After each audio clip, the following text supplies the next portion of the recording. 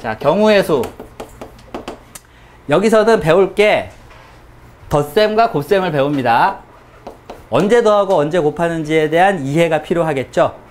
그래서 이미 예전 중학교 때도 있었던 단원이니까 그때 기억을 떠올려 보면 사건이 동시에 발생하지 않을 때, 지금 방금 내가 수업 시작한 건데 아직 집중 안 하면 안 돼. 빨리 와서. 너 어디 앉지? 저기 서 있어. 저기 너 자리 잡을 때까지 서 있어. 잠깐 거기 서 있어. 왜 이렇게 늦었어? 자, 사건이 동시에 발생하지 않을 때,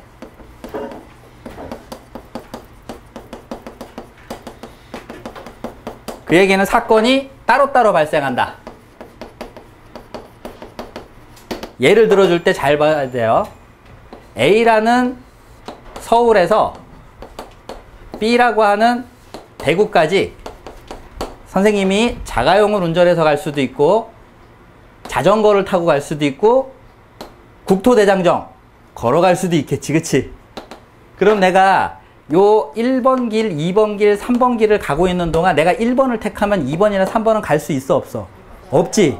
그러니까 결국 A에서 B까지 가는 건 얘를 택하면 얘는 못 택하고 얘를 택하면 얘들은 못 택하니까 동시에 발생할 수는 없는 일이지. 한 번에 한 가지 길밖에 못 가잖아. 따라서 여기서 일로 가는 거는 총 몇 가지가 있다고 볼 수 있겠어? 세 가지. 지금 이게 세 개라는 걸 놓치면 안 돼. 여기까지는 안 어려워. 근데 여기에서 부산이라고 하는 데까지 가는데 내가 이쪽에서 가는 길을 내가 예를 들어서 기차를 타고 갈 수도 있고 여기서 여기로 가는 거를 택시를 타고 갈 수도 있어, 없어? 있겠지, 그치? 그럼 여기서 여기로 가는 것도 두 가지라고 하는 거는 괜찮잖아. 문제가 되는 건 이거야. A에서 B까지 가는 것도 괜찮고 B에서 C까지 가는 것도 괜찮은데 A에서 출발해서 C까지 가는 거는 몇 개가 있을까라고 했을 때 안 가르쳐줘도 그냥 지가 혼자서 이렇게 계산되는 애들이 여기에 반 이상은 된다고. 그래서 확률 통계의 반 정도는 재능이 있어. 공부를 못하는 애들도 드디어 하위권에 반란이 일어날 수 있는 데야. 2학기 때 다 뒤집어 버릴 수 있거든.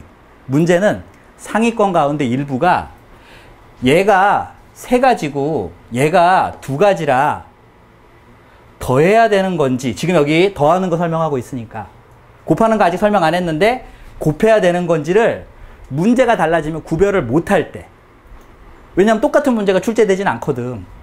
그래서 이걸 더할지 곱할지를 선생님이 오늘 1시간 내내 설명할 거야. 몇 가지 예를 들면서 이것부터 시작해서.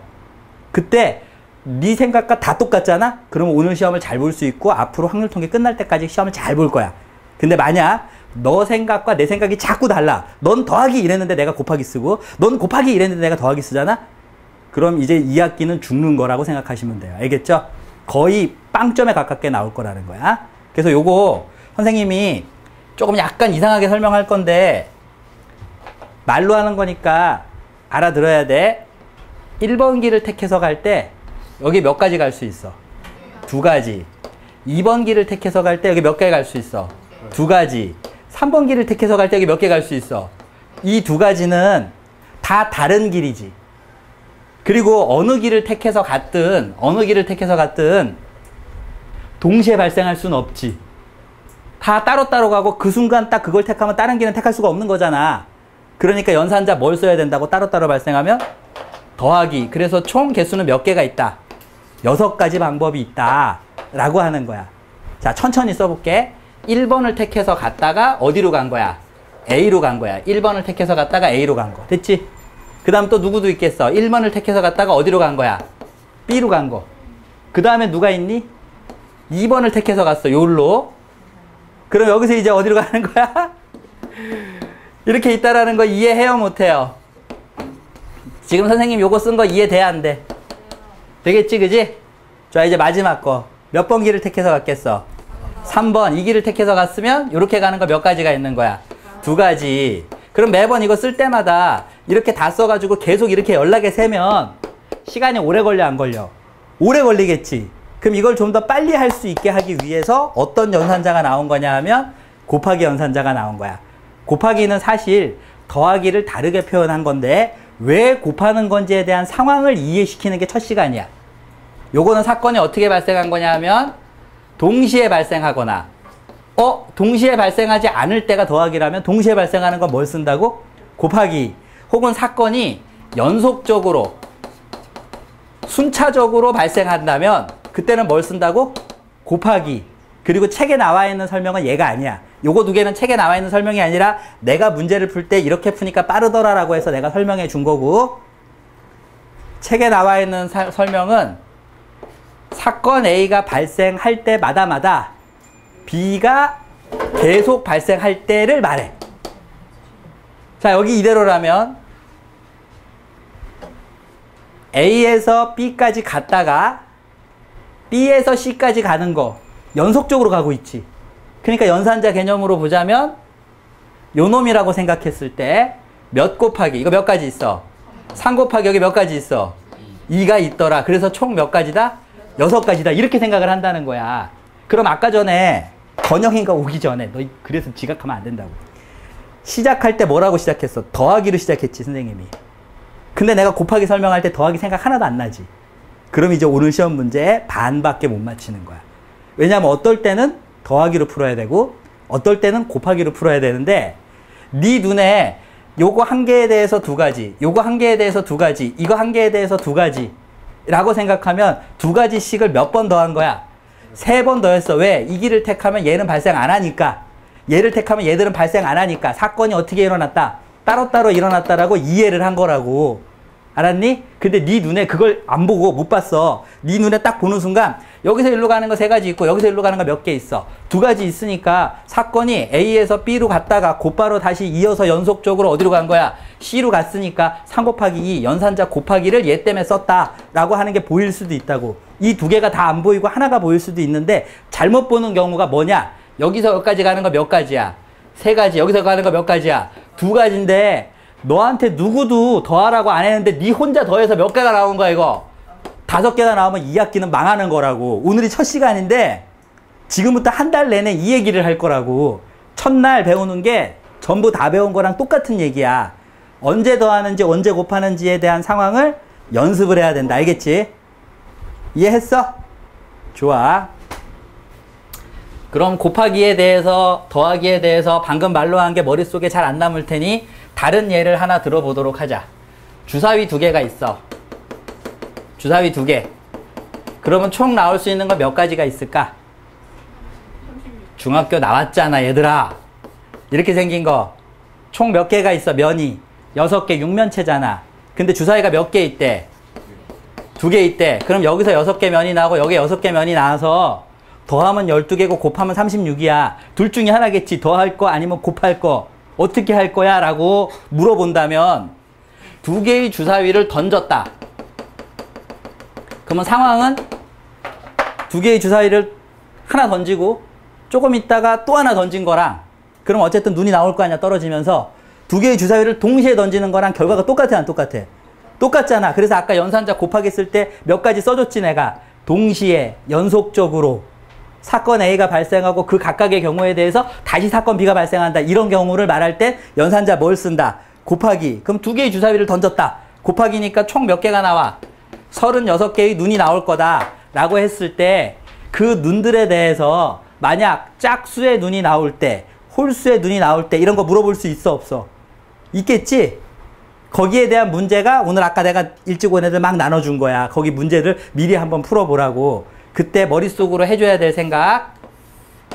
이거는 정석책에 있는 표현이야. 나는 별로 좋아하지 않는데 여기가 A고 여기가 B다. A를 뭘 말하냐 하면 첫 번째 주사위에서 나오는 눈의 이름을 말하는 거야. A는 어디부터 어디까지 발생할 수 있을까? 1부터 어디까지? 6까지 발생할 수 있겠지. 그리고 A는 주사위의 눈이니까 뭐라고 얘기할 수 있어?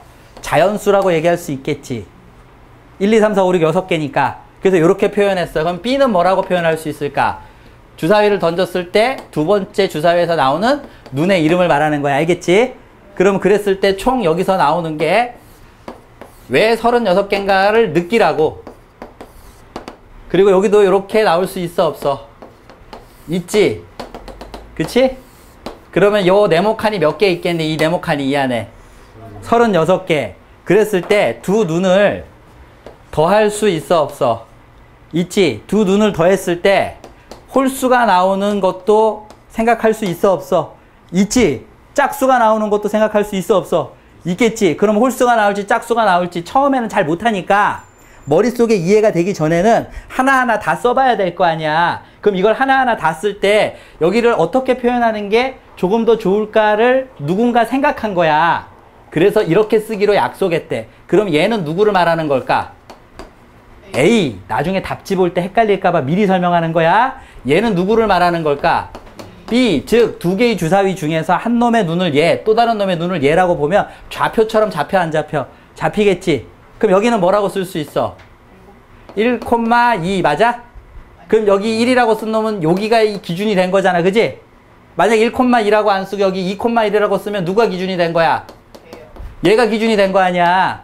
그렇겠지. 그지? 그래서 이거는 누군가가 기준을 잡아도 상관없는데 어떻게 잡아도 마찬가지지만 이 안에 나오는 눈을 A, B라고 잡을 수 있어 없어? 있지. 그랬을 때 두 개를 더해서 홀수가 나오려면 얘네들이 누가 나올 때만 홀수가 되겠어? 이걸 이해 못하면 다 써야 돼. 36개를. 그리고 네가 다 계산해야 된다고. 하지만 빨리 계산을 하려면 홀수 더하기 홀수는 뭐가 돼? 짝수. 짝수 더하기 짝수는 뭐가 돼? 짝수. 그러니까 홀수가 나오는 경우는 얘가 뭐일 때는 홀수일 땐 얘가 뭐가 돼야 되고 짝이 돼야 되고 얘가 뭐일 때는 짝일 때는 얘가 뭐가 나와야 돼?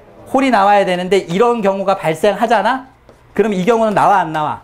안 나오지. 이미 상황은 벌어진 거니까. 그리고 이런 경우가 발생하면 이 경우는 나와 안 나와?